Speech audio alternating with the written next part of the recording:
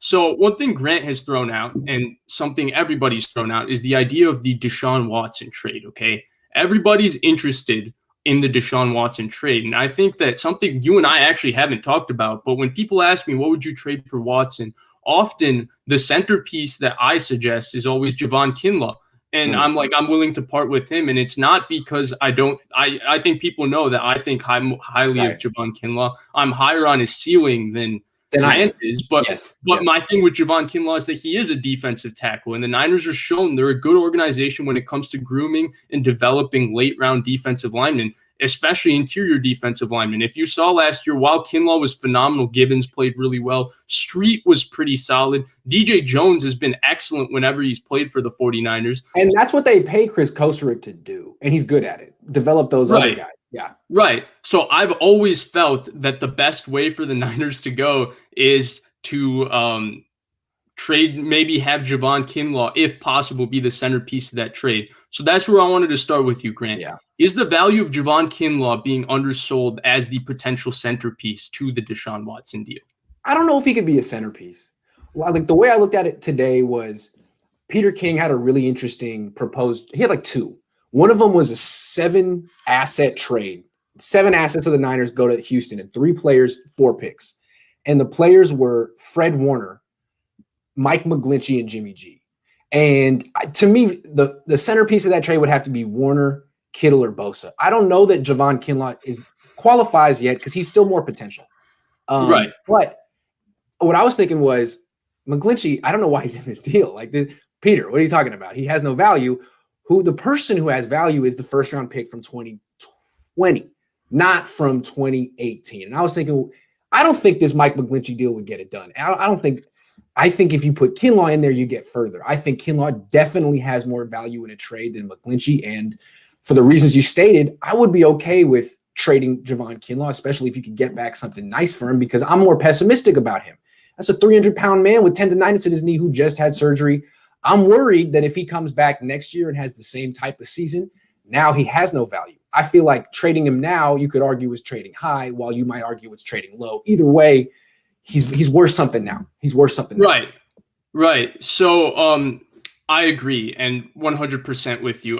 Maybe the centerpiece is a little rich. It might have to be centered around a Fred Warner. But I think the original report was that they want 2 or 3 defensive starters, I think Kinlaw and Warner is done. You don't need an extra defensive starter. I think those two, to me, should be enough, along with the picks, to get Deshaun Watson. So we see you. We're going to get your question. Don't worry, son. Yeah, for sure.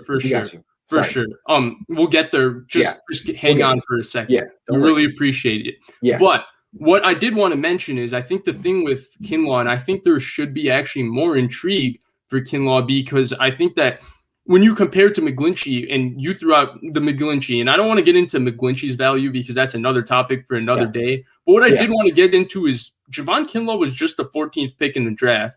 He didn't have a bad rookie season at all. He actually had a very solid one. He just didn't have a statistically great one. And, if he played somewhere, if the Niners won 10 games, Javon Kinlaw with the same statistics would have been talked about in a much different fashion. So I did want to point that out. And he had a really solid rookie season. I think the biggest thing with Javon Kinlaw has never been he's going to be day one a superstar. It's always been the fact that he's a 6'6", 325-pound man that moves like a 270-pound man. He moves differently for a guy his size. And any team that gave him a good draft grade should still like him. I mean, it's not like he did anything this year to change anyone's opinion. If you don't like him, you don't like him. If you do like him, you still like him. So there's a lot of teams that would have taken him in the first round. Absolutely agree. And my thing is that, look, I'm not advocating just trade Javon Kinlaw. But in the prospect of getting Deshaun Watson, I think that this is a piece that the Niners definitely should consider, given their history and depth at this particular position. I think that's the key that people need to realize. As good as – go ahead. I was going to say also, like, if not just Watson, other quarterbacks, if I were running this team, I would not want to trade the 12th pick. I would want to hold that. I would be more interested in trading next year's first or last year's first. And, to me, trading Kinlaw is a better option than trading the 12th this year. He's not worth as much, but he's still worth a lot. He was the 14th pick last year. That's all I'm saying. And it doesn't necessarily have to be Watson. It could be someone like whoever, I'm not even sure. I'm not even sure. I haven't gotten into it, but I'm not even sure there's an interior defensive lineman in this class that compares to what Kinlaw and Brown were last year. Kinlaw and Brown were pretty special prospects. Would you trade Jimmy and Javon Kinlaw for Kirk Cousins straight up? I think that's a little rich. You think you? How about Javon Kinlaw for Kirk Cousins straight up? Yeah, absolutely. I would do that. Yeah, absolutely. Would you trade 12 for Kirk Cousins straight up? Probably not. See, okay, we agree. We agree on that. See, that's why he's an interesting trade chip, because he might get you close to some serious players. Right. He was the 14th pick. And the bottom line is, like, I like his potential still. I still think he's going to be a very good player. But I think of the guys, because here's the bottom line, and I think this is what Niners fans need to understand. There's not going to be an underpay here. If you're going to get a quarterback, it's always going to be an overpay. So the question is, how much are you willing to overpay? And that goes for free agency, that goes for the draft, and that goes for trades. It's always because you have to have a quarterback. It's a premium position, okay? That's the bottom line. Yeah. The biggest question is, how much are you willing to overpay? And my thing is that with Javon Kinlaw in particular, the reason I would be willing to give up on him is because, again, I want to keep mentioning Kevin Gibbons played really well last year. Contavious Street is really powerful and really stout against the run. I mean, you can re-sign Drew Brees. He's fast. I know.